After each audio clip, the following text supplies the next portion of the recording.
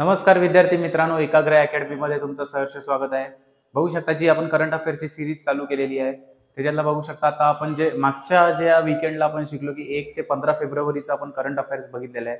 त्या करंट अफेअर्सचं वैशिष्ट्य म्हणजे प्रत्येक शनिवारी त्या करंट अफेअर्स म्हणजे आपण बघू शकता की त्या 15 डेज जे आपलं हे चाललंय, प्रत्येक 15 दिवसाचं जे आपण थिअरी घेऊन येतो आणि त्या थिअरी रिलेटेडच आपण बघू शकता की प्रत्येक संडेला एमसीक्यूज असतात आणि जे एक्स्ट्रा राहिलेले असतात की जे न्यूज फक्त एमसीक्यू फॉर्मॅटमध्येच कंप्लीट करायचे असतात आणि जे मोस्ट एक्सपेक्टेड आयोग जे एमसीक्यू विचारू शकतेच असेच जे एमसीक्यू आपण बघू शकता की ही सिरीज चालू ठेवलेली आहे। आणि बघू शकता की स्वागत आहे तुमचं। आणि लास्ट टाइम 1 ते 15 फेब्रुवारी 2025 चा करंट अफेअर्स कव्हर केलेला आहे। आता बघू शकता की आपण आता पुढे जाणार आहोत।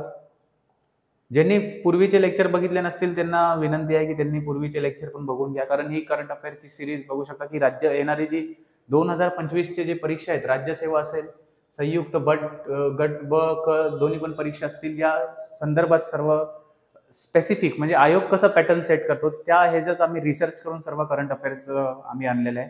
आणि आता सध्या पण बघू शकता की गट ब चा जे नवीन पॅटर्न, नवीन स्कीम ऑफ एक्झामिनेशन येणार आहे, गट क चा पण जर येणार आहे, आपण बघू मग त्यामध्ये कसं आपल्याला चेंजेस आयोग बघू शकता की आयोग किती चेंजेस करते त्या हिशोबानं। आता चला आजचा आपण सुरू करूया की 16 ते 28 फेब्रुवारी 2025 च्या चालू घडामोडी। आपण 1 जानेवारी पासून सुरू केलेले आहे, इथून पूर्वी पण ऑलरेडी लेक्चर्स झालेले आहेत, प्लेलिस्ट मध्ये तुम्हाला अवेलेबल असतील। 1 ते 15 जानेवारी असेल, 15 ते मग 16 ते 30 जानेवारी असेल, मग 1 ते 15 फेब्रुवारी आणि आता 16 ते 28 फेब्रुवारी। आणि हे कसं आहे, प्रत्येक वीकेंडला कसं शनिवारी थिअरी जाते आणि प्रत्येक रविवारी त्याचा रिलेटेड एमसीक्यू जात आहेत। मग ते दोन्ही पण लेक्चर आपण बघू शकता, रिव्हिजनला तुम्हाला कामाला येतील। आणि हे सर्व बघू शकता की 16 ते 28 फेब्रुवारी मधले जे इम्पॉर्टंट चालू घडामोडीचे बघू शकता की इमेज फॉर्मॅटमध्ये मी ऑलरेडी इथं बनवलेलं आहे। सेबी न्यूजमध्ये आहे, बॅटरी न्यूजमध्ये आहे, बुलेट ट्रेन थोडं न्यूजमध्ये आहे, शक्तिकांत दास न्यूजमध्ये आहेत, एक स्कीम न्यूजमध्ये आहे, प्रधानमंत्री अन्नदाता आय सुरक्षा अभियान, वॉल्वो ही एक truck type, rail truck type हे आहे, जीन ह्याच्यामध्ये आहे, आणि दिल्ली इलेक्शन जे फेब्रुवारीमध्ये झालं ते पण चर्चेत आहे। तर चला आजचं आपण सुरू करूया। तर पहिले जास्त जे महाराष्ट्र रिलेटेड एक न्यूज होती की जपानच्या धर्तीवर वसईजवळ नवनगर, म्हणजे जपानचं एक शहर आहे माकुहारी। माकुहारी हे जपानमधील एक नियोजित शहर आहे जे त्यांच्या आधुनिक पायाभूत सुविधा आणि व्यावसायिक केंद्रासाठी ओळखले जाते। याच धर्तीवर वसईजवळ एक नवीन शहर विकसित करण्याचा निर्णय घेण्यात आला आहे। मग हे महाराष्ट्र रिलेटेड भरपूर इम्पॉर्टंट करंट अफेअर्स होऊन जातं। बघू शकता हे माकुहारी हे जपानमधील एक शहर आहे जे एकदम पूर्ण नियोजित आहे। सर्व जे असेल ते आपलं कचराचं व्यवस्थापन असेल, सस्टेनेबली डेव्हलपमेंट असेल, सर्व जे बघू शकता की ट्रॅफिकचं नियोजन असेल, कसं कचरा नियमन आणि पोल्युशन सगळं हे एक नियोजित शहर आहे। आणि महाराष्ट्र शासनाने असं हे केलेलं आहे की वसई जवळील एक असंच माकुहारी सारखा एक बघू शकता नवनगर स्थापन करण्याचा। मग आपल्याला 2 गोष्टी लक्षात ठेवायच्या बघा, a new city inspired by Japan, Makuhari to near Vasai. वसईच्या जवळील, आता वसईच्या जवळच का बनवणार आहेत, तर आपल्याला माहित असेल की जे हाय स्पीड रेल ट्रेन जे प्रोजेक्ट चालू आहे अहमदाबाद आणि मुंबई, म्हणजे त्यालाच आपण बुलेट ट्रेन बोलतो। आणि बघू शकता माकुहारीच्या इकडे पण बघू शकता बुलेट ट्रेनचा जो प्रोजेक्ट आहे त्यांच्या त्या शहरातनं जातो। आणि मग त्या बुलेट ट्रेनच्या प्रोजेक्टच्याच संदर्भात बघू शकता एक सिटी असे डेव्हलप करण्याचा जो प्रोजेक्ट आहे त्याच्यातलाच एक पहिली जी सिटी आहे ती आपली वसई जवळील एक नवनगर म्हणून स्थापित करणारे माकुहारीच्या धर्तीवर। मग आपल्याला बघू शकता बुलेट ट्रेन पण परत चर्चेत आली या न्यूजमुळे। मग थोडा बुलेट ट्रेनच्या बद्दल पण आपण जाणून घेऊया। आता सध्या एवढं लक्षात ठेवायचं आहे की वसई जवळील एक नवनगर स्थापन करणार आहे आणि मग त्याचं जे प्रोजेक्ट असणार आहे ते माकुहारी हे जपानमधील एक जे शहर आहे त्या बेसिसवर आपण डेव्हलप करणार आहोत। तर थोडंफार बुलेट ट्रेन बद्दल आपण जाणून घेऊया। बघू शकता अहमदाबाद मुंबई आपण बुलेट ट्रेन बोलतो, पण ह्याचं नाव आहे हाय speed rail corridor, Mumbai Ahmedabad high speed rail corridor, MAHSR। आता बरेच प्रश्न आयोग असे विचारते की ज्या ज्या एकदम डेव्हलपमेंट असेल, मध्ये सिडकोवर प्रश्न आला, बिडगिनवर प्रश्न आला, त्याच्यानंतर आपलं बघू शकता की मिहान प्रोजेक्टवर प्रश्न आलेला जे नागपूरमध्ये आहे। मग आयोग असे प्रश्न डायरेक्टली विचारू शकतात। मुंबई अहमदाबाद बुलेट ट्रेनवर अजून प्रश्न विचारलेला नाहीये। मग वसई जवळील जे एक नवनगर स्थापन होणार आहे, मग इट इज हाय एक्सपेक्टेड की येऊ शकतो हा प्रश्न। चला, Mumbai Ahmedabad high speed rail corridor ही एक बांधकामाधीन हाय स्पीड रेल लाईन आहे जी भारताच्या आर्थिक केंद्र असलेल्या मुंबईला गुजरात राज्यातील सर्वात मोठे शहर अहमदाबादशी जोडेल। पूर्ण झाल्यावर ती भारतातली पहिली हायस्पीड रेल लाईन असेल. सुरत ते बिलीमोरा हा 50 किलोमीटर लांबीचा भाग 2026 पर्यंत पूर्ण होण्याची अपेक्षा आहे. म्हणजे 2026 पर्यंत पहिला जो हे आहे टेन्युअर, सुरत ते बिलीमोरा हे 2 स्टेशन जे 50 किलोमीटरचे जी लाईन स्थापन होणार आहे ते 2026 पर्यंत कंप्लीट होण्याचं नियोजन आहे. ही ट्रेन ताशी 350 किलोमीटर वेगाने धावेल आणि ट्रेनचे ऑपरेटिंग वेग 320 किलोमीटर प्रति तास असेल.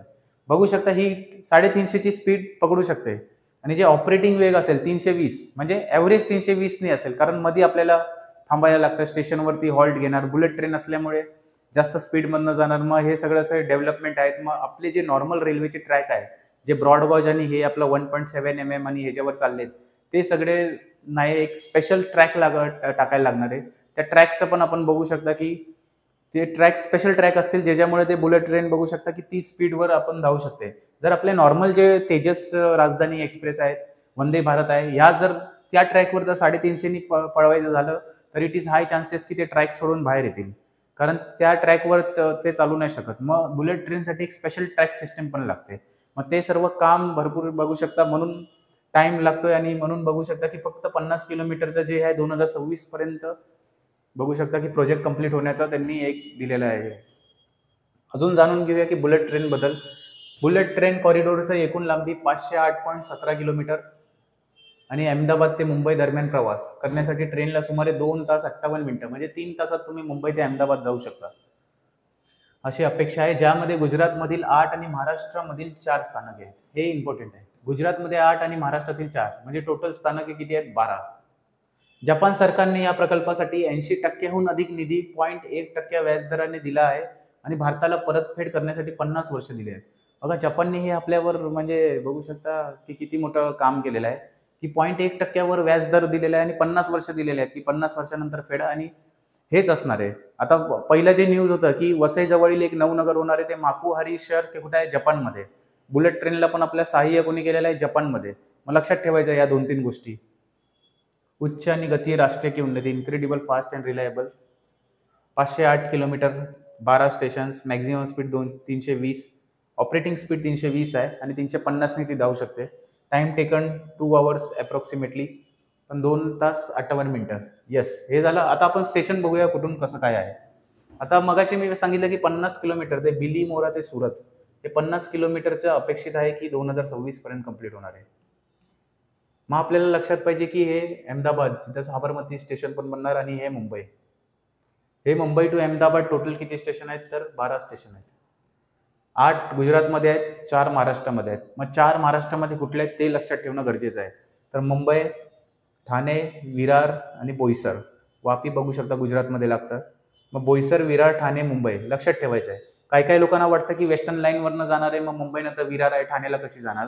पण BKC वरनं जाणार आहे. ऍक्च्युली BKC मध्ये त्याचं मेन बघू शकता सेंटर बनवण्यात येणार आहे. मुंबई, ठाणे, विरार, बोईसर हे लक्षात ठेवायचं आहे. हे 4 स्थानके आणि टोटल 12 स्थानके, 8 गुजरातमध्ये, 4 महाराष्ट्रामध्ये. जपानने आपल्याला 50 वर्ष दिलेले आहे आणि जपान ह्या प्रोजेक्टला पूर्ण सहाय्य करत आहे. आणि बुलेट ट्रेनसाठी स्पेशल ट्रॅक सिस्टम टाकण्याचं चाललंय. बिलीमोरा ते सुरत हे जे पहिला जे टप्पा असेल 50 किलोमीटरचा, तो 2026 अखेरपर्यंत कंप्लीट होण्याचं त्यांनी टार्गेट ठेवलेलं आहे. तसेच टोटल लेंथ किती आहे? 508.17 किलोमीटरची लेंथ आहे. आणि या बुलेट ट्रेन, आपण बुलेट ट्रेन नाही बोलतो, हाय स्पीड रेल ट्रेन बोलतो. आणि त्याची स्पीड, जी ऑपरेटिंग स्पीड 320 किलोमीटर प्रति तास असणार आहे. आणि लक्षात ठेवायचं, ही मुंबई आणि अहमदाबादला कनेक्ट करते. मग आणि माकुहारा या शहराच्या धर्तीवरच महाराष्ट्रातील वसईजवळ एक नवनगर स्थापन होणार आहे. एवढ्या सर्व गोष्टी आपल्याला लक्षात ठेवायचं आहे. Yes, clear? हे लक्षात ठेवा. मुंबईत 4 स्टेशन कुठले? पुन्हा एकदा रिपीट करतो. मुंबई, ठाणे, विरार, बोईसर. चला नेक्स्ट, मित्रा प्लॅटफॉर्म. हे म्युच्युअल फंड्स रिलेटेड आहे. ऍक्च्युली मित्रा प्लॅटफॉर्म गुंतवणूकदारांना निष्क्रिय किंवा दावा न केलेले म्युच्युअल फंड फोलिओच्या मागोवा घेण्यास आणि पुन्हा मिळवण्यास मदत करते. आता हे कुणी मित्रा प्लॅटफॉर्म बनवलं, कुणी या मित्रा ॲप टाईपमध्ये? तर सेबीनी बनवले. Security exchange board of India has launch a new platform called मित्रा. आता काय गोष्टीमध्ये काय येणार की मित्रा प्लॅटफॉर्म सेबीनी लॉन्च केलं, त्याचा फुल फॉर्म विचारतील. मग त्याचं जे पूर्ण स्वरूप काय आहे? Mutual fund investment tracing and retrieval assistant. म्हणजे जर तुमचं म्युच्युअल फंड कुठेतरी हे बघू शकता की तुम्ही कुठेतरी डिसकंटिन्यू केला आणि परत कंटिन्यू करण्यात पाहिजे, या तर तुम्हाला माहितीच नाही की तुमचा म्युच्युअल फंड आहे, मग परत रिट्रायवल आणि शोधायचं असेल, मग हे बघू शकता मित्रा हे प्लॅटफॉर्म डेव्हलप करून दिलेलं आहे सेबीने. तर ही भारतातील भांडवली बाजार आणि म्हणजे हे सेबी बद्दल जानकारी दिली आहे. सेबी ही भारतातील भांडवली बाजार आणि गुंतवणूकदारांच्या हिताचे संरक्षण करणारी नियामक संस्था आहे. तर सेबीची स्थापना कधी झाली तर 12 एप्रिल 1988. अवैधानिक संस्था म्हणून 12 एप्रिल 1988 ला स्थापन झाली, पण त्याच्यानंतर स्टॅच्युटरी तिला स्टेटस देण्यात आला. तर कधी देण्यात आला? 30 जानेवारी 1992 रोजी अंमलात आणली गेली. म्हणजे 88 आणि 30 जानेवारी 1992 हे लक्षात ठेवायचं आहे. आणि सेबीचं मुख्यालय कुठे? मुंबई महाराष्ट्र. आणि सेबीचे सध्याचे अध्यक्ष कोण आहे? तर इथं मी इमेज घेऊन आलोय. CNBC जे शेअर मार्केटचा आवाज आहे, आपला चॅनल आहे. तुहिन कांत पांडे होगे सेबी के नए चेअरमॅन. हे रिसेंट न्यूज आहे, म्हणजे हे फेब्रुवारीचं हे आहे, पण 1 मार्चला यांची नियुक्ती झाली आहे. पण ही मित्रा प्लॅटफॉर्म जास्त चर्चेत होता म्हणून मी डायरेक्टली आजच घेऊन आलेलो आहे. तुहिन कांत पांडे होगे सेबी के नए, म्हणजे आत्ता जे सध्याचे जे सेबीचे अध्यक्ष आहेत, तर लक्षात ठेवायचे तुहिन कांत पांडे आहेत. आणि हे कशाला आहे? मित्रा प्लॅटफॉर्म आपल्याला लक्षात ठेवायचं आहे की lost track of your mutual fund investment. SEBI Mitra's help you trace inactive portfolios and secure your money. Yes, जर तुमचं तेच आहे की म्युच्युअल फंड जर तुम्हाला माहित असेल, SIP सिस्टमॅटिक इन्व्हेस्टमेंट प्लॅन, त्यालाच आपण बघू शकता की म्युच्युअल फंड्सच्या ह्याच्यामध्ये जास्त बघू शकता चर्चेमध्ये आहे. कारण कोविड नंतर बघू शकता की अचानक जे डीमेट अकाउंट आहे, ते डीमेट अकाउंटमध्ये पण बघू शकता इन्क्रीज झालेलं आहे. आणि पुन्हा एकदा बघू शकता की 3-4 वर्षांनी ते ड्रॉप पण झालेलं आहे. म्हणजे कुठेतरी शेअर मार्केटमध्ये गुंतवण्याची म्हणजे कुठेतरी बघू शकता की जे अवेअरनेस आहे पूर्ण भारतातच ही वाढली गेलेली आहे. मग हे अवेअरनेस वाढली गेल्यामुळे काय असे आहेत बघू शकता, तुम्हाला न्यूज येतील की त्यांच्या आजोबांनी 1970-1980 ला काहीतरी शेअर्स घेतलेले आहेत आणि आता त्यांना कुठेतरी पेपर घावलेत आणि मग त्यांची व्हॅल्युएशन म्हणजे 100-200 करोडमध्ये जाते. मग ते हे सर्व शेअर्स रिलेटेड झालं. पण जर म्युच्युअल फंड तुमचा असा असेल की बंदच पडला असेल, नाहीतर मग तुम्हाला परत सुरू करायचा असेल, तोच म्युच्युअल फंड जर कुठेतरी हे रिट्रायवल करायचं असेल, तर मित्रा प्लॅटफॉर्म ॲपवरनं तुम्ही करू शकता. आता मित्राचा फुल फॉर्म परत एकदा बघू शकता की mutual fund investment tracing and retrieval assistant. MPSCचं सांगतो. मित्र जर बोललं तर हे पूर्ण मराठीत येणार नाही, की हेच वर्ड फक्त मराठीत छापणार, म्युच्युअल फंड मराठीत लिहिलं जाणार. म्हणून इंग्लिशमध्ये तुम्ही हे वाचणं गरजेचं आहे की याचा फुल फॉर्म काय आहे. त्याच्यानंतर बनवलं कोणी? सेबीनी. सेबीची स्थापना कधी झाली? 1988 ला. अवैज्ञानिक संस्था होती, पण वैज्ञानिक संस्था बनवून टाकली 1992 ला, म्हणजे जी अंमलात आली 30 जानेवारी 1992. मुख्यालय कुठे आहे? मुख्यालय सेबीचं आहे मुंबईमध्ये. आणि सध्याचे जे अध्यक्ष आहेत म्हणजे चेअरमॅन आहेत ते तुहिन पांडे करून आहेत. तुहिन कांत पांडेच आहे ना? येस, तुहिन कांत पांडे हे सेबीचे चेअरमॅन आहे सध्याचे. येस, लक्षात राहील. चला नेक्स्ट न्यूज. स्कीम आहे ही एक, प्रधानमंत्री अन्नदाता आय संरक्षण अभियान, PM आशा योजना. कोविडच्या ह्याच्या बघू शकता की आपल्याला पण ते अन्न सुरक्षा योजनेअंतर्गत 15 किलो 20 किलो तांदूळ आणि हे सर्व हे होते, तीच ही योजना आहे ॲक्च्युली. केंद्र सरकारने 15वा वित्त आयोगाच्या काळात 2025-26 पर्यंत प्रधानमंत्री अन्नदाता आय संरक्षण अभियान PM आशा योजना सुरू ठेवण्यास मान्यता दिली आहे.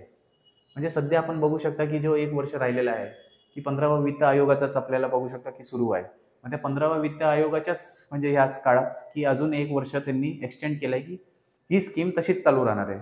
मग शेतकऱ्यांना विशेषतः डाळी, तेलबिया आणि खोबऱ्यांना किमान आधारभूत MSP.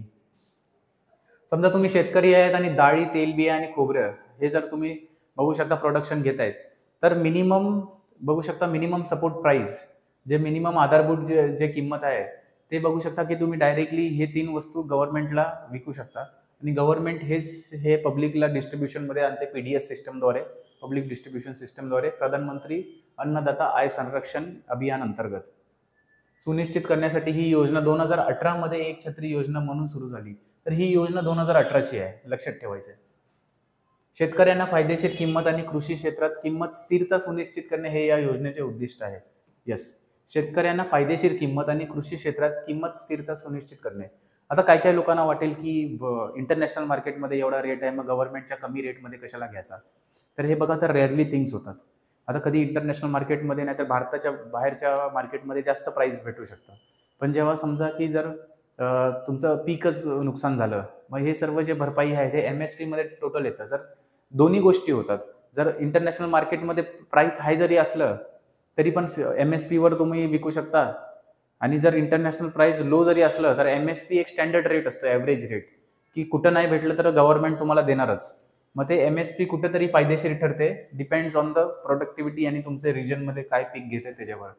प्रधानमंत्री अन्नदाता आय सुरक्षा अभियान हे यांचं बघू शकता ऑफिशियल हे आहे. 3 ह्याच्यात हे वाटलं गेलेलं आहे की प्राइस सपोर्ट स्कीम म्हणजे एक चांगला प्राइस देणार, price deficiency payment scheme, PDPS. Directly इथं तुम्ही गव्हर्नमेंटला विका, तिथं डायरेक्टली तुम्हाला ट्रान्झॅक्शन भेटेल. Pilot of private procurement and stockist scheme. Yes, म्हणजे हे गव्हर्नमेंटनी टोटल हे केलं आहे की ते स्टॉक पण ते साठवून ठेवू शकतात आणि सर्व सिस्टमने ह्या दिलेली आहे. मग लक्षात ठेवायचं ही चर्चेमध्ये काय आहे की 15वा वित्त आयोग यांनी ही स्कीम इन्क्रीज केलेली आहे त्यांच्या काळात. आता 15वा वित्त आयोगाचे अध्यक्ष, डायरेक्टली आयोगाचा प्रश्न होता, 15वा वित्त आयोगावर प्रश्न विचारलेला, तर लक्षात ठेवायचं NK सिंग. आणि आता 16वा वित्त आयोग नेमलेला आहे अरविंद पनगडिया. हे 2 गोष्टी लक्षात ठेवायच्या आहे. येस, आणि ही स्कीम सुरू कधी झाली? 2018ला. चला नेक्स्ट, राष्ट्रीय धन्वंतरी आयुर्वेद पुरस्कार. भाऊ महाजन कुंटे धन्वंतरी म्हणून ते फेमस होते, पण हे इतिहासाचा भाग झाला. आपल्याला हे बघायचं की नॅशनल धन्वंतरी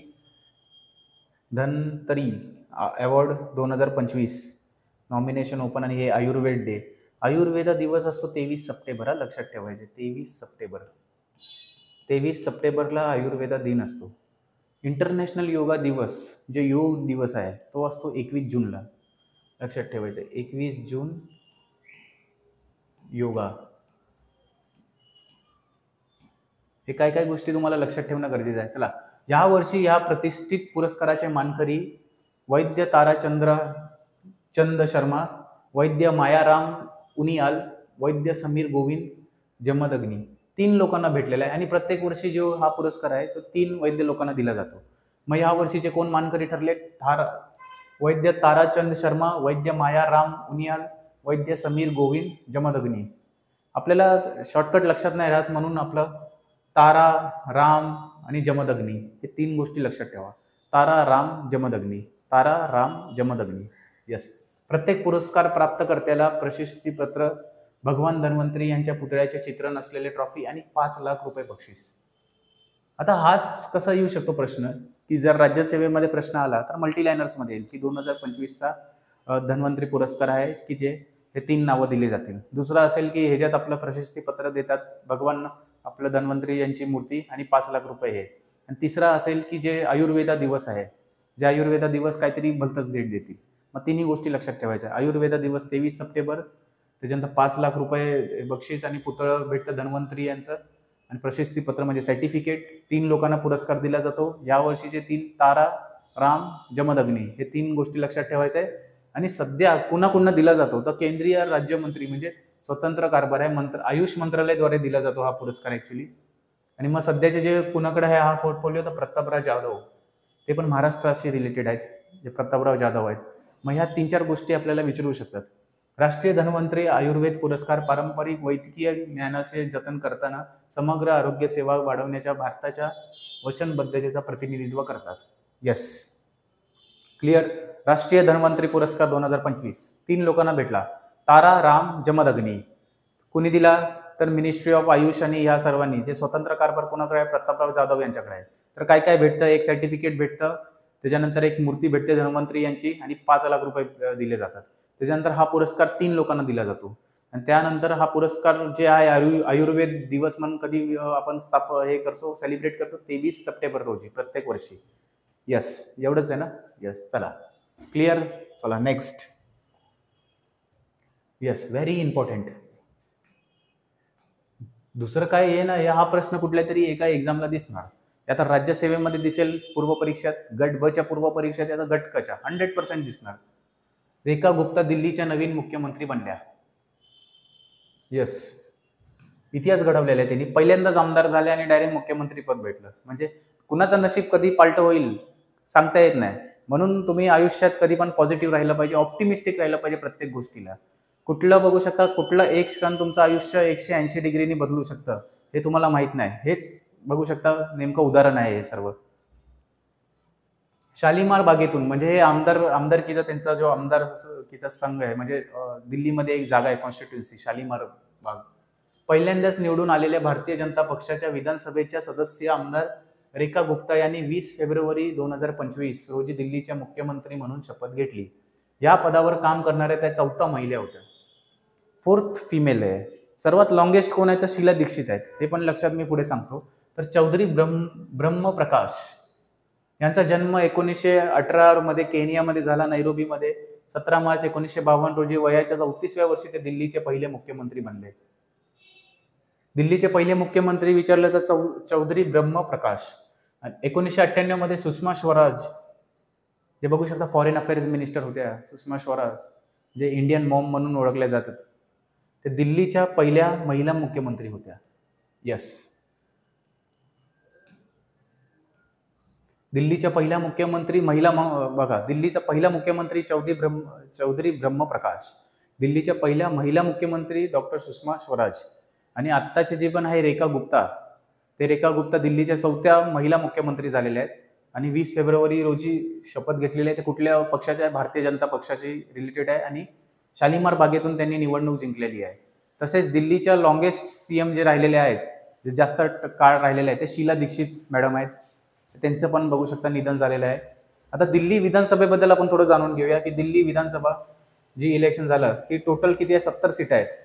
आता दिल्ली आपल्याला माहित असेल की राष्ट्रीय राजधानी आहे. राष्ट्रीय राजधानी आहे तरी पण विधानसभा आहे. मग असे किती हे बघू शकता की राष्ट्रीय राजधानी पण असेल आणि केंद्रशासित प्रदेश पण असेल. अशामध्ये किती विधानसभा, कुठल्या किती केंद्रशासित प्रदेशमध्ये विधानसभा आहे? एक तर दिल्ली झालं, दुसरा पॉंडिचेरी म्हणजे पुडुचेरी, जम्मू काश्मीर आणि 4था लडाख.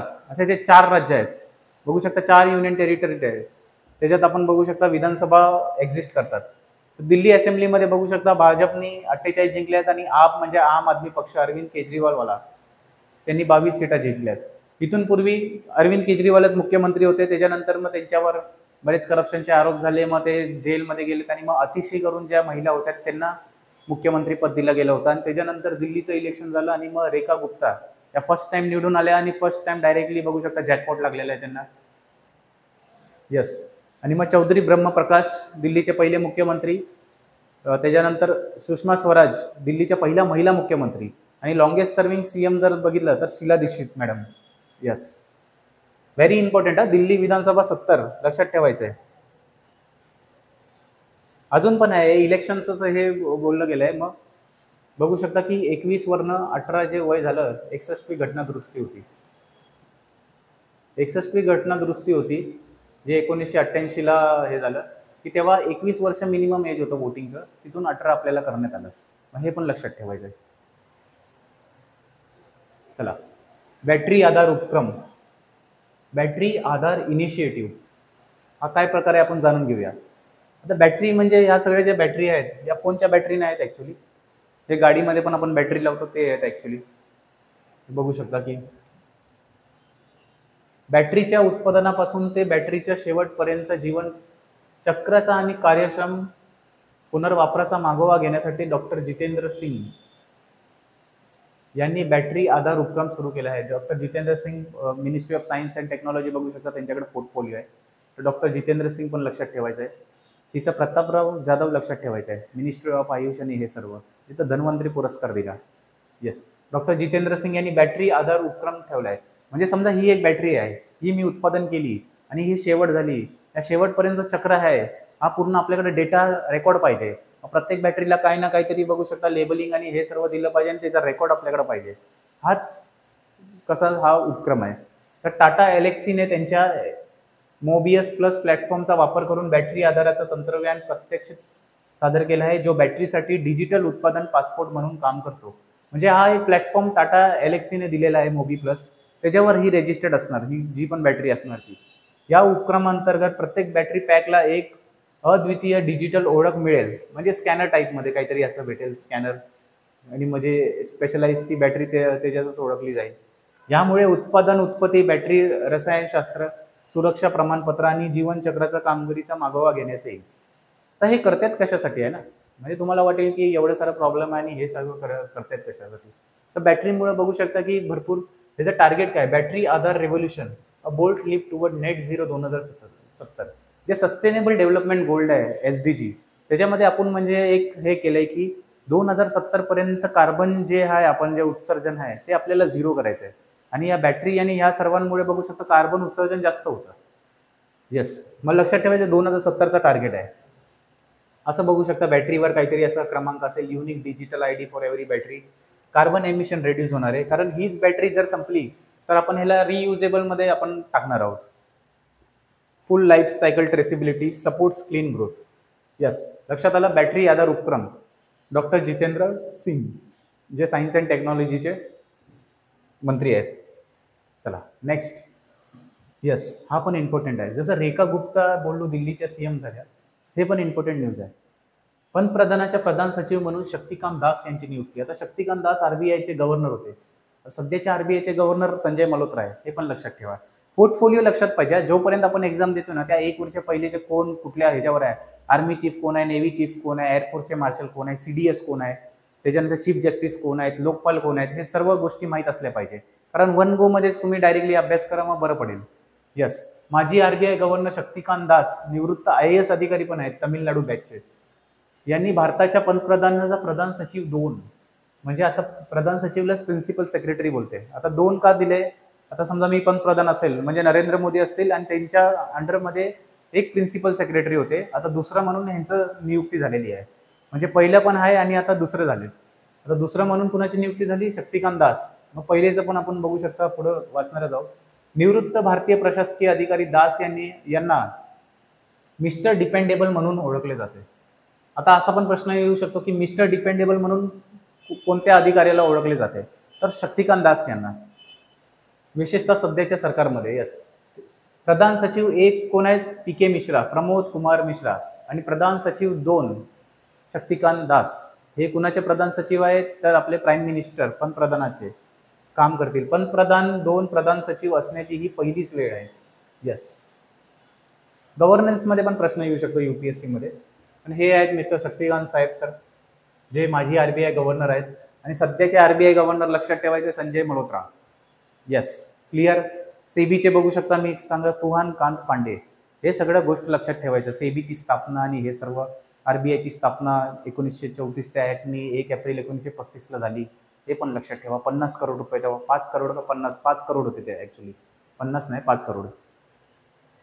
चला क्लिअर. चला नेक्स्ट. भारतातील पहिली जीन एडिट केलेली मेंढी. भारतात काय पण फर्स्ट घडत असेल, या तर जगात कोण फर्स्ट घडत असेल, या तर भारतीय व्यक्ती कुठल्या तरी जगाच्या मुख्य संस्थेवर जर अपॉइंट झाला असेल, या तर कोणतरी मेन जे पुरस्कार, मोठे मोठे पुरस्कार भेटले त्यांचं निधन झालं असेल, आयोगाचा फेवरेट प्रश्न असतो हा. येस, भारतातील पहिली जीन एडिट केलेली मेंढी. मेंढी म्हणजे बघू शकता इथं मी आणलेलं आहे. मॅक्झिमम बघू शकता जे नॉर्थ इंडियन स्टेट्स आहेत, काश्मीर, उत्तराखंड, हिमाचल प्रदेश, या सगळ्या क्षेत्रात बघू शकता थंडी असल्यामुळे असल्या मेंढी बघू शकता तिथं जास्त बघू शकता, तिथं व्यवसाय चालतो. India's first gene edited sheep develop tag SKUAST Kashmir, म्हणजे काश्मीर युनिव्हर्सिटीमध्ये हे डेव्हलप केलेलं आहे. क्रिस PR-Cas9 बेस्ड, म्हणजे हे टेक्नॉलॉजी आहे की जीन एडिट करून ते नवीन जीन हे करून आणि मग त्याच बघू शकता क्लोनिंग आपण बघू शकता की सेम जीनचा व्यक्ती बनवू शकता. आता समजा मी आहे आणि जर जीन एडिटिंग केलं, DNA आणि RNA सर्व घेऊन असं जीन एडिटिंग केलं तर माझ्यासारखा सेम दिसणारा माणूस आणि लोक बनवू शकतात. हे असं तो टेक्नॉलॉजी आहे. काश्मीरमधील संशोधकांनी ICAR द्वारे निधी प्राप्त केलेल्या प्रकल्पांतर्गत CRISPR-Cas9 हे लक्षात ठेवायचं आहे. या तंत्रज्ञानाचा वापर करून भारतातील पहिले जीन एडिट केलेली मेंढी यशस्वीरित्या विकास केली आहे. तर कुणी विकास केलेली आहे? ते काश्मीरमधील संशोधकांनी. त्यांना स्थानिक मेरिनो मेंढीमध्ये मायोस्टोनॉन जीन एडिट केले, ज्यामुळे युरोपियन टेक्सेल मेंढ्याप्रमाणेच स्नायू वस्तुमान 30% वाढले. यस, त्यात कोणताही परदेशी DNA नाही, ज्यामुळे ते नॉन ट्रान्सजेनिक बनते. जीन एडिटिंग किंवा जिनोम एडिटिंग ही एक जैवतंत्रज्ञान म्हणजे बायोटेक्नॉलॉजी. लक्षात ठेवा, बायोटेक्नॉलॉजी. सध्याचं बघू शकता मेन्सला पण आहे गट ब गट कला, आणि त्याच्यानंतर जर GS मध्ये बघू शकता GS पेपर 3 राज्यसेवा डिस्क्रिप्टिव्ह पॅटर्न. सायन्स अँड टेक्नॉलॉजीमध्ये हा डायरेक्ट पूर्ण विषयच आहे बायोटेक्नॉलॉजी, म्हणून आपल्याला अभ्यास करणं गरजेचं आहे. ही जीवाच्या अनुवंशिक म्हणजे सामग्रीमध्ये DNA किंवा RNA मध्ये अचूक बदल करण्यास सक्षम करते. टेक्नॉलॉजी कुठली यूज केली आहे? CRISPR Cas9 कुणी यूज केली आहे? काश्मीरमधील ICAR यांनी. भारतातील पहिली जीन एडिट केलेला आहे कुणावर केलेला आहे? प्राणी काय आहे? मेंढी आहे. एवढंच लक्षात ठेवा. आणि जर अजून डिटेलमध्ये जाणार ते स्थानिकमध्ये काय बोलतात? मेरिनो मेंढी, त्याचं स्पेशल नाव आहे. चला लक्षात राहील. चला नेक्स्ट बघू शकता. प्रथमच आयोगाचा नवीन जो अभ्यासक्रम आहे जे एकाग्र अकॅडमी घेऊन आलेला आहे की MPSC इंटिग्रेटेड बॅच असेल, जी राज्यसेवा प्लस कंबाईंड गट ब गट दोघांसाठी पण असेल. आणि 2 बॅचेस असतील, एक मॉर्निंग आणि इव्हिनिंग. सोमवार ते शनिवार हा लेक्चर्स चालणार आहे. आणि ह्याचं वैशिष्ट्य म्हणजे बघू शकता 2025-26 ची संपूर्ण जी तयारी असेल, पॅटर्न चेंज झालेला आहे ऑलरेडी, डिस्क्रिप्टिव्ह पॅटर्न झालेला आहे. आणि माझी सर्वांना म्हणजे विनंती आहे की तुम्ही असं डायरेक्टली काही पण परचेस करू नका, की तुमच्या पैशाला मोल किंमत झाली पाहिजे. मग कुठले पण क्लास असे हे करू नका ज्यांचा ऑलरेडी UPSCचा बेस असेल, ऑफलाईन सेंटर्स असतील आणि UPSCमध्ये त्यांचा थोडा इम्पॅक्टफुल थोडा हे असेल, थोडा दरारा बघू शकता, नाहीतर थोडं एक्सपिरियन्स, त्याच तुम्ही बघू शकता क्लासेसमध्ये तुम्ही ॲडमिशन घ्या, असं मी वैयक्तिक सर्वांना सांगतोय. पूर्व, मुख्य व मुलाखत तिघांची तयारी होईल. डिजिटल बोर्डवर शिकवणी, सर्व विषयांचे नोट्स मराठीत दिल्या जातील. संपूर्ण अभ्यासक्रमाचे मार्गदर्शन प्लस चालू घडामोडी जसा हा लेक्चर चालू आहे तसं दिले जातील. पूर्व मुख्य टेस्ट सिरीज या बॅचमध्ये मिळून जातील. आता यात सर्व महत्त्वाचं काय आहे की चला प्रिलिमची टेस्ट सिरीज सर्वात आहे, पण मुख्यची टेस्ट सिरीज असेल, आन्सर रायटिंग असेल, डिस्क्रिप्टिव्ह पॅटर्नवर आहे की मेन जी आन्सर रायटिंग करण्याची गरज आहे ते आन्सर रायटिंग पण बघू शकता या बॅचमध्ये मिळणार आहे. म्हणून लवकरात लवकर तुम्ही एकाग्र अकॅडमीशी बघू शकता, संपर्क साधू शकता या नंबरवर. वर्ग शिक्षण ऑनलाईन प्रवेश सुरू आहे. येस.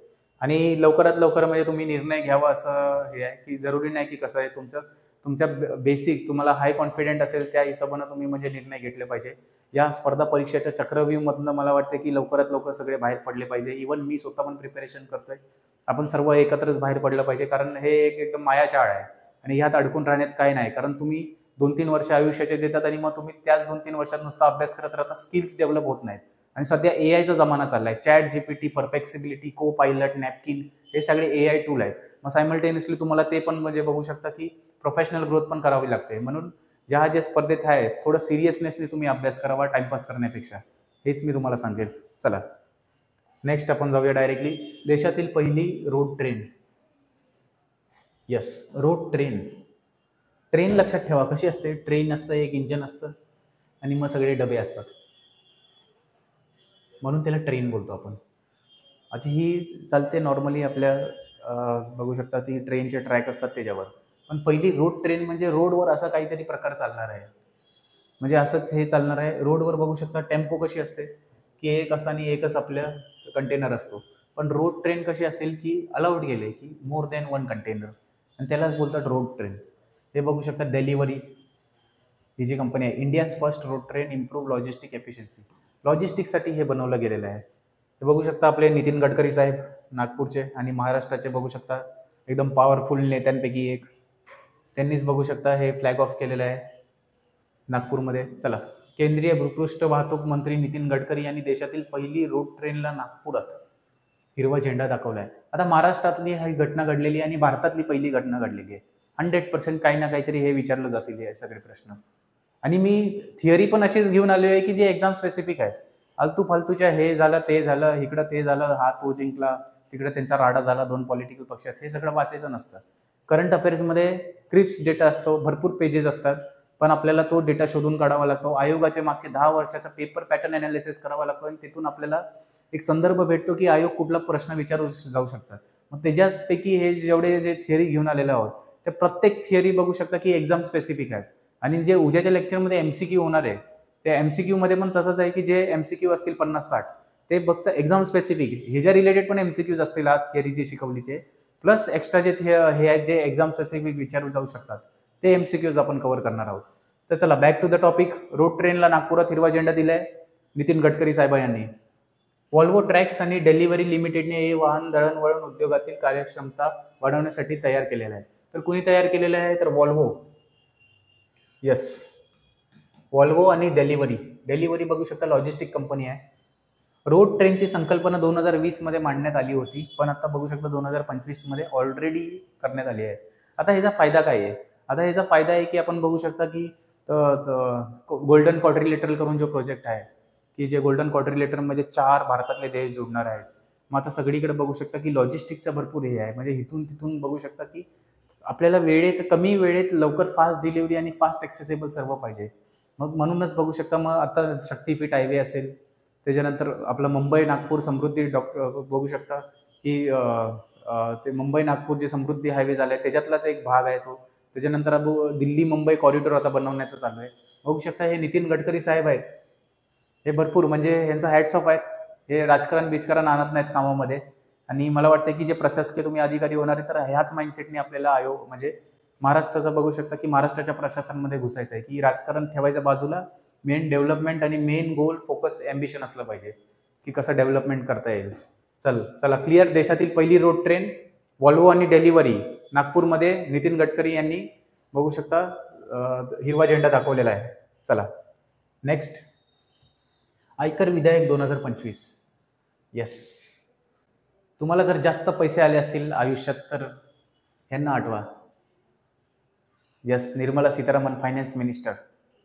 चला जाणून घेऊया. एकदम सिंपल आहे. आयकर विधेयक आलेलं आता फेब्रुवारीमध्येच बजेटच्या वेळेला पास झालेलं, की त्याच्यात फक्त हे आहे की जे पहिलीची लँग्वेज डिफिकल्टी होती ती लँग्वेजला थोडं सुलभता आणण्यात आली आहे, एकदम इझी केलेली आहे. कारण इन्कम टॅक्समध्ये पण बघू शकता की बरेच लोक जे काम करतात इन्कम टॅक्स इन्स्पेक्टर होऊन जातात, असिस्टंट कमिशनर होतात, मग त्यांना पण ते इम्प्लिमेंटेशनमध्ये प्रॉब्लेम होतो. म्हणून आता बघू शकता 1961च्या आयकर कायद्याची भाषा आणि रचना सुलभ करण्याच्या दिशेने हे एक महत्त्वाचे पाऊल म्हणून प्राप्तिकर विधेयक 2025 संसदेत मांडण्यात आले आहे. येस, कायदा कधीचा होता? इन्कम टॅक्स कायदा 1961, लक्षात ठेवायचं आहे. आणि आता थोडं चेंजेस केले. सोपी भाषा, कायदा अधिक सुलभ बनवणे म्हणजे त्याचं वैशिष्ट्य, सुधारण्याचे एकत्रीकरण, विखंडन कमी करणे, अधिक स्पष्टतेसाठी कालबाह्य आणि अनावश्यक तरतुदी काढून टाकणे, हे इम्पॉर्टंट आहे. काय गोष्टी काढून टाकल्यात त्यातनं. सुधारित वाचनीयतेसाठी तक्ते आणि सूत्रांद्वारे संरचनात्मक तर्कसंगतीकरण, विद्यमान कर प्रणाली तत्वांचे जतन, उपयोगिता वाढवताना सातत्य सुनिश्चित करणे. प्राप्तिकर विधेयक 2025 हे साधे आणि स्पष्ट कर म्हणजे क्लिअर टॅक्स चौकट प्रदान करून व्यवसाय सुलभता वाढवण्यासाठी सरकारच्या वचनबद्धतेचा प्रतिबिंबित करते. आता सध्या हेच लक्षात ठेवायचे की जे प्राप्तिकर जे विधेयक आलं ते प्राप्तिकर ऍक्ट कधीचं आहे लक्षात ठेवायचं, 1961. विधेयकमध्ये काय आहे की फक्त भाषा आणि रचना जे आहे सुलभ करण्याचं फक्त त्या दिशेने काम करण्यात आलेलं आहे. सध्याच्या फायनान्स मिनिस्टर कोण आहेत? निर्मला सीतारामन. टॅक्स ब्रॅकेट काय आहे? इन्कम टॅक्स लिमिट बघू शकता वाढवण्यात आलेली आहे, 12 लाख रुपये करण्यात आलेली आहे. या 3-4 गोष्टी फक्त लक्षात ठेवायच्या आहे. Yes, tax, income tax bill 2025. चला क्लिअर. नेक्स्ट जाऊया, नक्षा प्रोग्राम. येस, पुन्हा एकदा इम्पॉर्टंट. केंद्रीय ग्रामीण विकास आणि कृषी मंत्र्यांनी मध्य प्रदेशमधील रायसेन येथील शहरी वसाहतीच्या जमीन सर्वेक्षणासाठी नक्षा कार्यक्रम सुरू केला आहे. पुन्हा मी सांगतो की पहिलं जे आपण वाचलेलं की मित्रा करून एक प्लॅटफॉर्म होता म्युच्युअल फंडसाठी. आयोग डायरेक्टली त्याचा फुल फॉर्म विचारू शकते. सेम आहे की नक्षा काय आहे, या नक्षा कुठल्या मंत्रालयाद्वारे हे होतं, की जे नक्षा हे आहे ते कुठल्या मंत्रालयाद्वारे इम्प्लिमेंट होतं हे पण विचारू शकतात. मग ग्रामीण विकास आणि कृषी मंत्रालय बघू शकता. ग्रामीण विकास मंत्रालयाचा हे जो प्रोग्राम आहे त्याचा फुल फॉर्म काय? National geospatial knowledge based land survey of urban habitants. मेन्समध्ये बघू शकता गट ब मेन्स असेल, गट क मेन्स असेल, त्यात एरियल फोटोग्राफी आणि हे सर्व जे विषय आहेत हे बघू सिलेबसमध्ये. तसंच बघू शकता राज्यसेवेमध्ये पण आहे. मग हे सगळ्या स्कीम्स त्या रिलेटेड आहेत ॲक्च्युली. या उपक्रमाचे उद्दिष्ट शहरी भूमी अभिलेख प्रणालीमध्ये सुधारणा करणे आणि अचूक भूस्थानिक डेटावर आधारित एक व्यापक जमीन व्यवस्थापन प्रणाली विकसित करणे. हे बघू शकता. ड्रोन आहे. National geospatial knowledge based land survey of urban habitants. National geospatial knowledge based land urban habitants, हे लक्षात ठेवायचं. अर्बन, शहरी भूमी की सही पहचान. ग्रामीणसाठी नाही, हे शहरीसाठी आहे. येस, हे असेल बघा. हे असं नक्ष हे करणार आहेत की कुठली जमीन कशी आणि हे सगळं बघू शकता.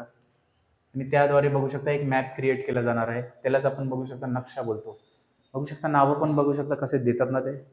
National geospatial knowledge based land survey of urban habitants, केंद्रीय ग्रामीण विकास आणि म्हणजे ग्रामीण विकास आणि कृषी मंत्रालय, मध्य प्रदेश रायसेन येथे बघू शकता त्यांनी उद्घाटन केलेले आहे. क्लिअर. चला नेक्स्ट. येस, विधानसभेतील भाषांतर प्रणाली.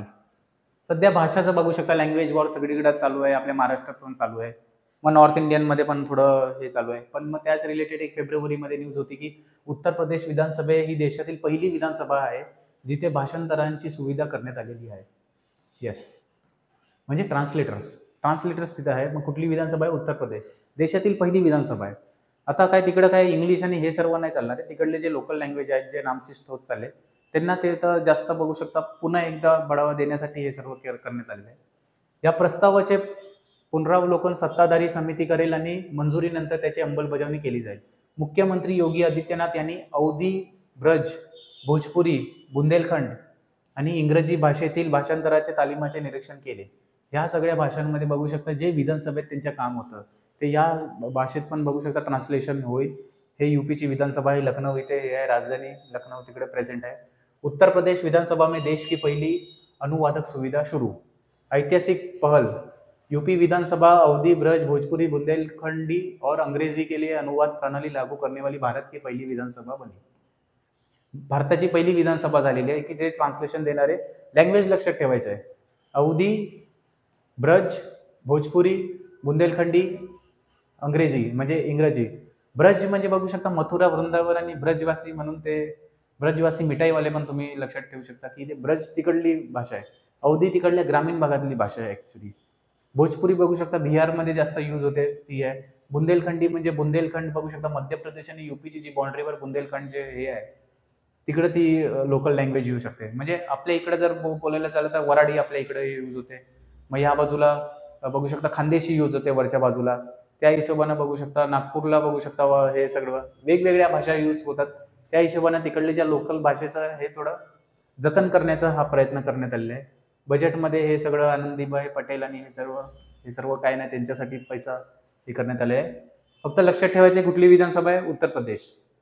ब्रज, बुंदेलखंडी, इंग्रजी, त्याच्यानंतर भोजपुरी, अवधी या भाषांना त्यांनी ट्रान्सलेशन प्रोव्हाइड केलेलं आहे, ट्रान्सलेटर्सची सुविधा. चला नेक्स्ट, वृद्ध आरोग्य पत्रिका, सॉइल हेल्थ कार्ड ह्यालाच बोलतो. हे तर ऑफिशियल न्यूज आहे. ऑफिशियल न्यूज ह्याच्यावरूनच वाचायचे असतात. काहीतरी तुम्हाला करंट अफेअर्सच्या प्रश्नांमध्ये इश्यू झाला तर PIB मधनच आयोग PIBलाच बघते आणि मग प्रश्न बनवते ऍक्च्युली. आणि मग आपण पण तोच डेटा सेट आपण घेतलेला आहे. जेवढ्या न्यूज घेऊन आलोय ते PIBचेच आहे. हा रेलिव्हेंट इमेज डायरेक्ट PIB मधनं भेटला म्हणून उचलला. चला, पंतप्रधान नरेंद्र मोदी यांनी 19 फेब्रुवारी लक्षात ठेवायचं भरपूर महत्वाचा दिवस आहे. छत्रपती शिवाजी महाराज यांची जयंती. यस, रोजी राजस्थानमधील सूरतगड येथे मृदा आरोग्य कार्ड योजना सुरू केली. आता बघू शकता की ही जी न्यूज आहे म्हणजे न्यूजमध्ये कशाला होती तर 19 फेब्रुवारी 2015 आणि आता आहे 2025. म्हणजे हे मृदा पत्रिका जे आहे त्याला 10 वर्ष झालेले आहे आणि 2025 मध्ये अशा बऱ्याच स्कीम आहेत ते 10 वर्ष पूर्ण आहेत. म्हणून आपल्याला ते वाचणं गरजेचंच आहे. 10 वर्ष ज्या स्कीमला झालेले आहेत, कारण सेम सरकार आहे की जे नरेंद्र मोदी सरकार 1 होतं आणि आता नरेंद्र मोदी सरकार 3 आहे, म्हणजे 3rd टर्म चालू आहे. म्हणून बऱ्याच योजना 10 वर्ष पार झालेल्या आहेत. मग त्या स्कीम आपल्याला गरजेच्या आहेत की कुठून कशी योजना ती सुरू झालेली. म्हणजे मृदा आरोग्य कार्ड आहे जी राजस्थानमध्ये सूरतगड येथे स्थापन झालेली 19 फेब्रुवारी 2015. देशातील सर्व शेतकऱ्यांना मृदा आरोग्य कार्ड जारी करण्यास राज्य सरकारकडून मदत करण्यासाठी ही योजना करण्यात येते. मृदा आरोग्य कार्ड शेतकऱ्यांना त्यांच्या मातीच्या पोषक तत्वांच्या स्थितीबद्दल, म्हणजे सॉइल हेल्थ कार्ड असतं, सॉइलचं न्यूट्रिशन, त्याच्यामध्ये सॉइलमध्ये किती आहे, म्हणजे मातीमध्ये त्याचं पोषण कसं आहे, मातीमध्ये काय उगू शकतं. मग समजा मग आपल्या महाराष्ट्रात हेच प्रॉब्लेम होतोय की जे आपला मराठवाड्याचा पट्टा आहे तिकडे बघू शकता सॉइलची जी फर्टिलिटी आहे ती कमी होत चाललेली आहे. तरी पण लोक तिथे ऊस करतायत, ऊसाची शेती करतायत.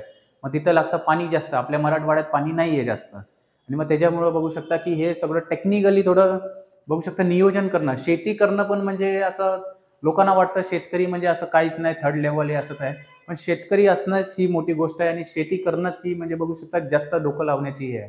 हे कॉर्पोरेटमध्ये काम करतात AC ऑफिसमध्ये, त्यांना काय कळणार नाहीये हे, म्हणून आपल्या लोकांच्याच मधली ही आहे. आणि म्हणून बघू शकता की जे भारत आज पण बघू शकता शेतीप्रधान देश आहे. मॅक्झिमम जे गव्हर्नमेंटच्या स्कीम्स असतील हे असतील शेतकऱ्यांना स्पेसिफिक बनवली जाते, त्याचं हे आहे बघू शकता. चला पुढे, तसेच मातीचे आरोग्य आणि सुपीकता सुधारण्यासाठी वापरल्या जाणाऱ्या पोषक तत्वांच्या योग्य मात्रेची शिफारस करते. म्हणजे जर तुमच्या मातीमध्ये जर काय न्यूट्रिशनची कमी असेल मग डायरेक्टली खत बीत कुठले यूज केले पाहिजेत हे सर्व म्हणजे सॉइल हेल्थ कार्डनी बघू शकता सॉइल रिपोर्ट येते, त्यानुसार मग तुम्ही ते शेती करू शकता. आणि हे महाराष्ट्रात पण बरेच वर्ष झालं लागू झालेली आहे. या स्कीमला 10 वर्ष कंप्लीट झालेली आहेत. लक्षात ठेवा 19 फेब्रुवारी 2015 रोजी ही स्कीम राजस्थान येथे सुरू करण्यात आली होती. की ऑब्जेक्टिव्ह काय, सॉइल टेस्ट प्रमोट करते, म्हणजे सॉइलची जी टेस्टिंग असते, मातीची टेस्टिंग, सॉइल फर्टिलिटी म्हणजे त्या सॉइलमध्ये काय त्या मातीमध्ये ती पोषक आहे की नाही काय करण्यासाठी ते टेस्ट केलं जातं. आणि त्याच्यानंतर एक सॉइल हेल्थ कार्ड दिलं जातं की सॉइल हेल्थ कार्डमध्ये आपलं ब्लड रिपोर्ट कसं असतं, त्यात आपल्या सगळं असतं आरबीसी किती आहे, ब्लड प्रेशर किती आहे तुमचं, मग पांढऱ्या पेशी किती आहेत, मग त्याच्यामध्ये ग्लुकोज लेवल किती आहे, हे सर्व असतं. तसंच हे सॉइलचे ब्लड टेस्ट आपण बघू शकता, करू शकता की function of soil testing laboratories, capacity building of district state level. Yes, चला क्लिअर. मृदा आरोग्य पत्रिका. नेक्स्ट, अजमेरमध्ये पहिल्या अखिल भारतीय ट्रान्सजेंडर परिषदेचे आयोजन. ट्रान्सजेंडरमध्ये किन्नर लोक, आणि कुठे झाले, पहिलं झालंय अखिल भारतीय परिषद झाली अजमेरमध्ये. लक्षात ठेवायचं, डायरेक्ट न्यूज आहे. अजमेर येथे वैशाली नगर येथील एका खासगी शाळेत 10 दिवसांचे ऐतिहासिक ट्रान्सजेंडर संमेलन, पहिल्या अखिल भारतीय किन्नर महासंमेलनाचे आयोजन करण्यात आले. पहिले अखिल भारतीय किन्नर महासंमेलनाचे आयोजन कुठे करण्यात आले, डायरेक्टली प्रश्न येऊ शकतात. It is Ajmer, Vaishali Nagar. 17 February 2025 रोजी खिचडी तुलाईच्या विधीने, खिचडी म्हणजे आपली खिचडी जी असते, आपली दाल खिचडी, सुरू झालेल्या या कार्यक्रमात ट्रान्सजेंडर समुदायासमोरील आव्हानांवर चर्चा करण्यावर भर देण्यात आला. अजमेरच्या ट्रान्सजेंडर समुदायातील एक आदरणीय व्यक्ती गड्डीपट्टी सलोनी नाईक यांच्या मार्गदर्शक अनिताबाई यांच्या स्मृतिप्रित्यर्थ हे संमेलन आयोजित करण्यात आले. हे काही एवढं इम्पॉर्टंट नाही, हे बघू शकता ट्रान्सजेंडर संमेलन. चांगली वागणूक आपण बघू शकता की भेटत नाही यांना, आणि मग ह्यांच्याकडे मग सोर्स ऑफ इन्कम पण नसतो. आत्ताचे जे सध्या शिकलेले आहेत त्यांना बरोच आहे, पण आपल्याला हे केलं पाहिजे की एज्युकेशनचे सिस्टम ह्यांना पहिले प्रोव्हाइड केली पाहिजे. मग जाऊन बघू शकता आपल्याला बरेच हे येतील की फर्स्ट फिमेल ट्रान्सजेंडर इन्स्पेक्टर कर्नाटकमध्ये झाली, केरळमध्ये आहेत हे सर्व सुरू, हे बघू शकता. मग त्यांच्याबद्दल पण आपल्याला बघू शकता की एक स्कीम आणि हे सर्व सरकारने विचार केला पाहिजे. सरकार तर विचार करत आहेत, पण एक एक एक एक करून कुठेतरी पाऊल आता आपण टाकलं पाहिजे त्या हिशोबानं. आणि त्याच संमेलनामध्ये हेच डिस्कशन झालं असेल त्या 10 दिवसाच्या आहे की किन्नरांची जी समस्या आहे भारतात ती कशी आहे, आणि कसे ते बघू शकता की नॉर्मल रूटपासून वेगळे होत चाललेले आहेत. मग त्यांना काही एम्प्लॉयमेंटचा सोर्सच नसतो, काहीच नसतो, त्यांना ती रिस्पेक्ट आणि तो दर्जा आपल्या नॉर्मल सोसायटीमध्ये दिला जात नाही. आणि हेच कारण म्हणून बघू शकता की पहिलं जे अखिल भारतीय किन्नर महासंमेलन भरलं होतं कुठे, अजमेरमध्ये, वैशाली नगर. चला नेक्स्ट बघू शकता, जसं MPSC साठी बॅच आहे तसंच एकाग्र अकॅडमी UPSC साठी पण आपली बॅचेस आहेत. UPSC special 3 year program after 12th. 12वी झाल्यानंतर मग तुम्ही बघू शकता की एवढा वेळ कशाला लावायचा की 15वी होस्तोवर. 12वी नंतर बघू शकता फाउंडेशन 2 वर्षाचा फाउंडेशन बॅच असेल, जे ग्रॅज्युएशन प्लस रँकर्स बॅच 1 वर्षाची, म्हणजे अशी ही 3 वर्षाची बॅच असेल की 2 वर्ष तुम्हाला ग्रॅज्युएशनच्याच वेळीला डायरेक्टली शिकवलं जाईल की जे फाउंडेशन तुमचा एक बिल्ड केलं जाईल. आणि रँकर्स बॅच म्हणजे प्रॉपरली मग तुम्ही जो फर्स्ट अटेम्प्ट देणार ते रँकर्स बॅच म्हणून नेक्स्ट चालते. त्याच्यात वैशिष्ट्य म्हणजे मेंटरशिप सेशन असेल 1 to 1, 100% सपोर्ट असेल पूर्ण सिलेक्शनपर्यंत, 360 degree syllabus coverage, offline online दोन्ही मोडमध्ये आहे. आणि न्यू बॅच बघा सुरू झालेली आहे आणि स्टार्टिंग होणारच आहे, म्हणून लवकरात लवकर इन्क्वायरीसाठी एकाग्र अकॅडमीशी तुम्ही जुळला जावा. चला नेक्स्ट 2-3 न्यूज राहिले असतील. गुगलने भारतातील त्यांचे सर्वात मोठे कॅम्पस अनंताचे अनावरण केले. येस, देशातील सर्वात मोठा कॅम्पस अनंताचे अनावरण करून गुगलने भारताच्या डिजिटल लँडस्केपमधील आपल्या वचनबद्धतेचा एक महत्त्वपूर्ण झेप घेतली. असीम किंवा असीम, दोन्ही आसिम या असीम या संस्कृत शब्दावरनं हे नाव देण्यात आलं आहे. अनंत हे केवळ एक कार्यस्थळ नाही तर नवोपक्रम, सहकार्य आणि शाश्वतेचे केंद्र आहे. कुठे आहे हे? महादेवपुरा, बेंगळुरू येथे स्थित आहे. आता लोकांना एक न्यूज असेल की हैदराबादमध्ये सर्वात मोठं गुगलचं कॅम्पस बनणार आहे, हे अजून बनलेलं नाही. पण ही लक्षात ठेवायचे, गुगलने भारतातील त्यांच्या सर्वात मोठं कॅम्पस बेंगलोर येथे, महादेवपुरा बेंगलोर येथे स्थित आहे, म्हणजे उद्घाटन केलेले आहे. हे कॅम्पस जगातील सर्वात मोठ्या गुगल कॅम्पसपैकी एक आहे, जे जागतिक तंत्रज्ञान आणि AI आर्टिफिशियल इंटेलिजन्सद्वारे प्रगतीमध्ये एक प्रमुख खेळाडू म्हणून भारताची भूमिका बळकट करते. हे बघू शकता, हे गुगलचं ते कॅम्पस आहे, अनंता बेंगलोर येथे स्थित आहे, भारतातील सर्वात मोठे कॅम्पस. चला नेक्स्ट, आता बघू शकता ही लास्ट स्लाइड आहे. आता हे केलंय की प्रत्येक बऱ्याच स्टुडंट लोकांचे हे होते की मागणी होती की जे इंटरनॅशनल जे संघटना आहेत की ते लक्षात राहत नाहीत, म्हणून मग त्या एकत्र करण्यात काय अर्थ आहे? म्हणजे समजा एकच लेक्चर घेतला 2 तासाचा, नाही तर 1 तासाचा, ज्यात सगळेच इंटरनॅशनल हे सांगितले, मग तुम्ही कन्फ्युजन होणार ना, सगळं ओळखण्यात इश्यू होणार. मग बघू शकता एक नवीन उपक्रम सुरू करत आहोत की प्रत्येक जे लेक्चरला आहे, प्रत्येक थिअरी टीचर लेक्चरला की एक कुठला तरी एक आपला इंटरनॅशनल ऑर्गनायझेशन पकडायचं आणि तो एक्सप्लेन करायचा आणि त्याचे शॉर्टकट्स सांगायचे. जसं आज मी सार्क घेऊन आलेलो, सार्कचे महत्त्वाचे कंट्रीज, त्याचे शॉर्टकट्स, त्याचे मग कुठं आपलं सगळं बघू शकता की हेडक्वार्टर्स आहेत ते सर्व. मग पुढच्या वेळेला आपण नाटो घेऊन येऊ, G20 घेऊन येऊ, ब्रिक्स घेऊन येऊ, असंच आपण हे सर्व करणार आहोत. तर आज सार्क घेऊन आलेलो आहे. सार्क कंट्रीजचा जे शॉर्टकट आहे MBBS प्लॅन, लक्षात ठेवायचं आहे. आता मध्यंतरी एक प्रश्न विचारला गेला गट प्रिलिम्समध्ये की जे भारताची सर्वात मोठी सीमा कुठल्या देशाची आहे, त्याच्यात पण तो शॉर्टकट होता, बचपन में MBA किया, बचपन में MBA किया, मग ब म्हणजे बांगलादेश. तसंच मग असं पण येऊ शकतं की सार्कमध्ये असे कंट्रीज दिले जातील आणि ह्याच्यापैकी सार्कमध्ये कुठले देश नाही आहेत, असं पण प्रश्न विचारला जाऊ शकतं. मग डायरेक्टली हे बघू शकतो, सार्कमध्ये 8 देश आहेत आणि त्याचा शॉर्टकट आहे MBBS प्लॅन. M म्हणजे मालदीव्स, B म्हणजे बांगलादेश, परत भूतान, श्रीलंका, पाकिस्तान, अफगाणिस्तान, इंडिया, नेपाळ. आता ह्याच्यात एक ओळखायचं आहे की मालदीव्स आहे, इकडं म्यानमार नाही आहे, मालदीव्स आहे, लक्षात ठेवायचं आहे. हा सर्वात म्हणजे चुकणाऱ्या लोकांना बघू शकता हे लक्षात राहतं, कारण हे भारताच्या आजूबाजूचे सर्व देश आहेत. पण हे मालदीव्स आहे की म्यानमार हे लक्षात नाही राहत. मग सार्कमध्ये लक्षात ठेवायचं आहे की सार्कमध्ये जो पहिला आहे तो मालदीव्स आहे, म्यानमार नाही आहे. मग बघू शकता सार्क कंट्रीज, ह्याची स्थापना बघू शकता, ह्याचं फुल फॉर्म काय आहे हे बघा, south Asian association for regional corporation. Yes, हे सार्कचं फुल फॉर्म आहे आणि 8 कंट्रीज आहेत ते बघू शकता MBBS प्लॅन करून. आणि सार्क एस्टॅब्लिश कधी झाली तर 8 डिसेंबर 1985. यस, पूर्वी अफगाणिस्तान नव्हता, 7च देश होते, अफगाणिस्तान नंतर ॲड झाला, 8वा देश म्हणून अफगाणिस्तान ॲड झालेला आहे. SAARC is a manifested of the South Asian, म्हणजे बघू शकता दक्षिण आशिया जेवढे आहेत त्या दक्षिण आशियाचं एक आपलं कॉर्पोरेशन असलं पाहिजे, एक संघटना असली पाहिजे. त्या अनुषंगाने सार्क आपण बघू शकता स्थापन केलेलं होतं. आणि सार्कचं जे हेडक्वार्टर्स आहे, हेडक्वार्टर्स ते काठमांडूमध्ये, आणि काठमांडू आहे कुठं, नेपाळमध्ये, नेपाळची राजधानी आहे.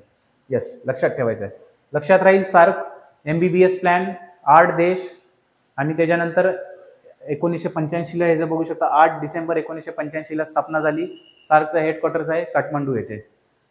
आणि यस, बघू शकता असंच थिअरी झालेली आहे. आणि ह्याच थिअरी रिलेटेड आणि बाकी जे 16 ते 28 फेब्रुवारीच्या मध्ये जे MCQs असतील ते आपण उद्याच्या लेक्चरला कव्हर करणार आहोत. बघू शकता लवकरात लवकर बघू शकता ही सिरीज आहे, तुम्ही पहिलेपासून जे जानेवारीपासून सुरू झालेली आहे, म्हणजे 1 जानेवारीपासूनच मी करंट अफेअर्स सुरू केलेले आहे. मग आज बघू शकता फेब्रुवारीचं आज ऑलमोस्ट एंड होत आहोत आणि उद्याच्या लेक्चरमध्ये ते पूर्ण फेब्रुवारीपर्यंत म्हणजे जानेवारी फेब्रुवारी 2 महिन्याचे एंड होतील. तुम्ही लवकरात लवकर चॅनल सबस्क्राईब करा आणि हे सर्व बघू शकता की रिव्हिजनच्या मोडवर तुम्ही आत्ताच लागलं पाहिजे, भलेही 3 महिना राहिला असेल परीक्षेला, पण एक एक करून कुठेतरी डेटा तुम्ही असा अभ्यास केला पाहिजे, कारण 7 विषय आहेत आणि लवकर होणार नाही अभ्यास. मग थोडा प्रॅक्टिकलिटीने अभ्यास करा. चला तर मी आजचं लेक्चर इथंच थांबवतो. जय हिंद, जय महाराष्ट्र.